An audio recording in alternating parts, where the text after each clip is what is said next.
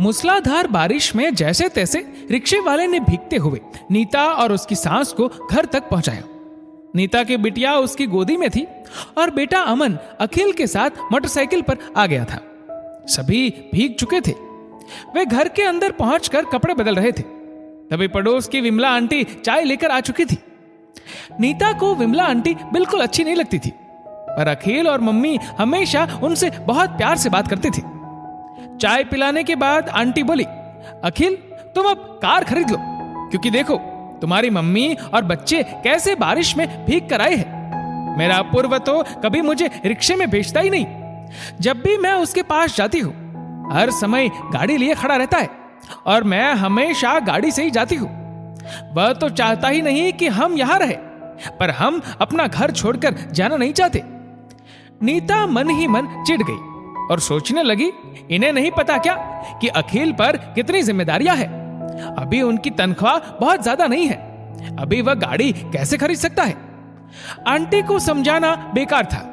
वैसे भी वह हमेशा अपने बेटे और उसकी पत्नी की तारीफ के पुल बांधती रहती है कि वे कितने शिक्षित हैं, कितने पैसे वाले हैं, कितने संस्कारी हैं। बहू और पोता कितनी बढ़िया अंग्रेजी बोलते हैं तथा विमला आंटी का कितना सम्मान करते हैं।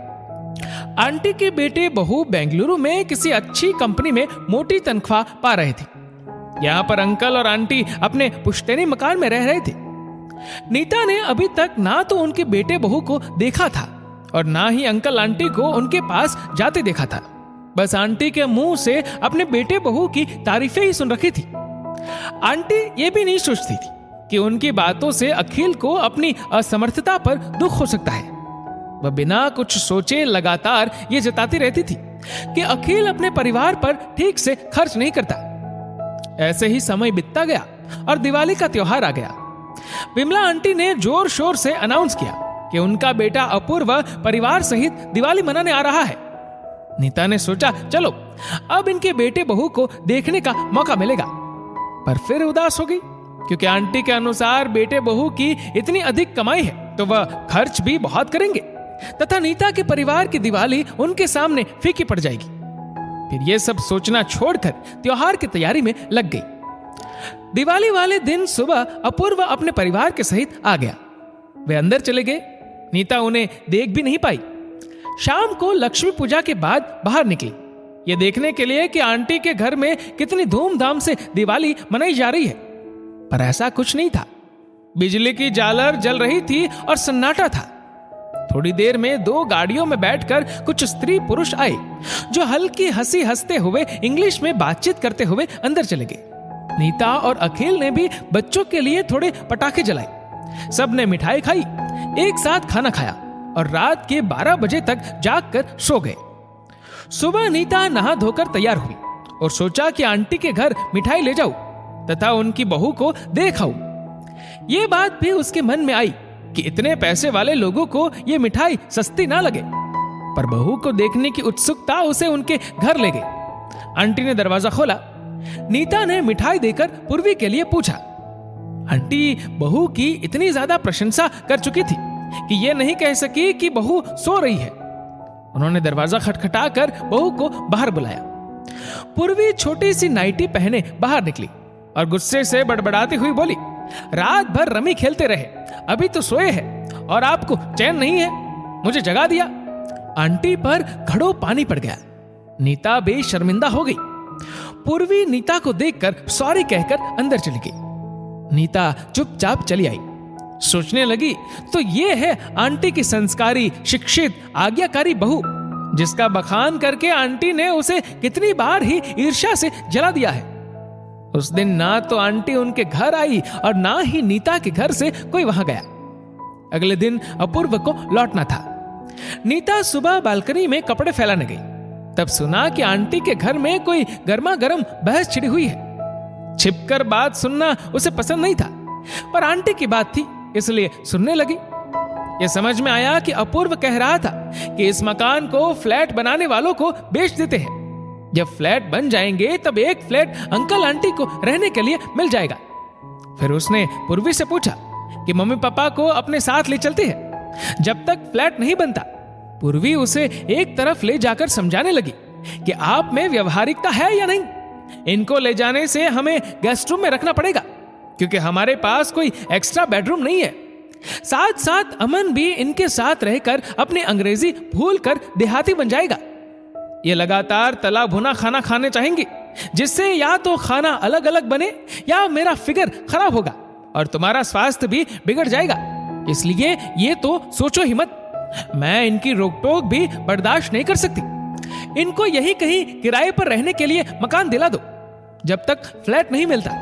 कहे तो वह अलग ले जाकर कर रही थी, पर आवाज इतनी ऊंची थी कि नीता सहित आंटी अंकल ने भी सुन लिया। अंकल वैसे ही गंभीर स्वभाव के थे। वह बाहर आए और अपूर्व से बोले, मेरे रहते हुए ये घर नहीं बिकेगा।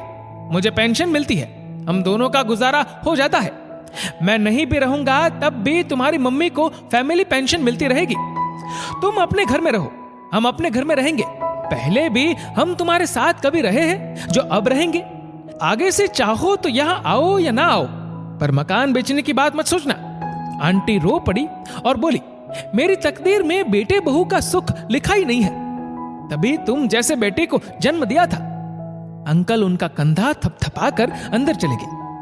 थोड़ी देर में अपूर्व का परिवार मुंह फुलाए हुए अपनी गाड़ी में बैठकर चला गया। नीता को मन ही मन बहुत हंसी आई कि आंटी की पोल खुल गई। उनकी स्मार्ट अच्छी नौकरी वाली बहू कैसे बातें सुनाकर चली गई। जब देखो तब हम लोगों की आलोचना करती रहती थी और नीचा दिखाते रहती थी। हम भले ही अभाव में रहते हैं, पर हमने अपनी मम्मी को सम्मान से रखा है। हम सब एक सूत्र में जुड़े हैं। जब वह अखिल और मम्मी को यह बताने गई, तब पता चला कि उन्होंने सारी बातें सुन ली थी। बीच में एक दीवार ही तो थी और वे सब बरामदे में बातें कर रहे थे। नीता के चेहरे पर खुशी का भाव देखकर मम्मी के चेहरे पर कुछ नाराजगी के भाव आई। फिर समझ गई कि नीता क्या कहना चाहती है। उसे प्यार से समझाकर बोली, नीता, मैंने दुनिया देखी है। मैं पहले दिन ही समझ गई थी कि अपना दर्द छुपाने के लिए विमला बहन जी बड़ा चढ़ाकर बेटे बहू की तारीफ करती है। पर जरा सोचो, अगर उन्हें इससे थोड़ी खुशी मिल जाती है तो हमारी क्या हानि है। मुझे तो तुम दोनों से सम्मान मिल ही रहा है। तुम दोनों इतना ध्यान रखते हो। मैं पोते पोती के साथ खेलती हूँ, मेरा समय कट जाता है, पर उनके पास क्या है? वही अकेलापन। इसलिए मैं उनकी बात काटती नहीं थी। अखिल भी ये बात समझता है। तुम भी उनकी बात का बुरा मत माना करो। नीता का मन भर आया। उसे अपने विचारों पर शर्मिंदगी होने लगी। फिर वह बोली, मम्मी, आज शाम को अंकल आंटी को चाय पर बुला लो। मम्मी खुश होकर बोली, इसमें पूछने की क्या बात है, बुला लो। अखिल जाकर के अंकल आंटी को बुला लाई। दिवाली के बने व्यंजन तो थे ही। नीता ने चाय बना ली और सब मिलजुल कर हंसी मजाक करते हुए चाय पीने लगे। सब दोनों बच्चों से भी खेल रहे थे, आपस में भी बातें करते जा रहे थे। आज आंटी ने अपने बेटे बहू की तारीफ में एक शब्द भी नहीं कहा। जब वे चलने लगे तब आंटी नीता से बोली, बहू, आज मैं सच बता रही हूं कि मुझे तुम्हारी सास से बहुत जलन हो रही है।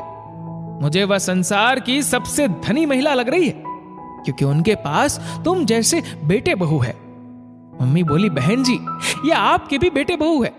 आज से दोनों परिवार मिलजुल कर रहेंगे, सभी त्योहार और खुशियां मिलकर मनाएंगे। आंटी आंखों में आंसू भरकर मम्मी के गले से लग गई। अंकल भी चश्मा साफ करने के बहाने आंसू पोंछ रहे थे। अखिल और नीता ने झुककर तीनों के पांव छू लिए। दोस्तों, इस वीडियो को लेकर आपकी क्या राय है, नीचे कमेंट करके जरूर बताएगा। और अगर आपको वीडियो अच्छा लगा हो तो इस वीडियो को लाइक करेगा, शेयर करेगा ज्यादा से ज्यादा लोगों तक। और ऐसी ही और भी इंस्पिरेशनल वीडियोस के लिए हमारा फेसबुक पेज आज ही फॉलो करें। धन्यवाद।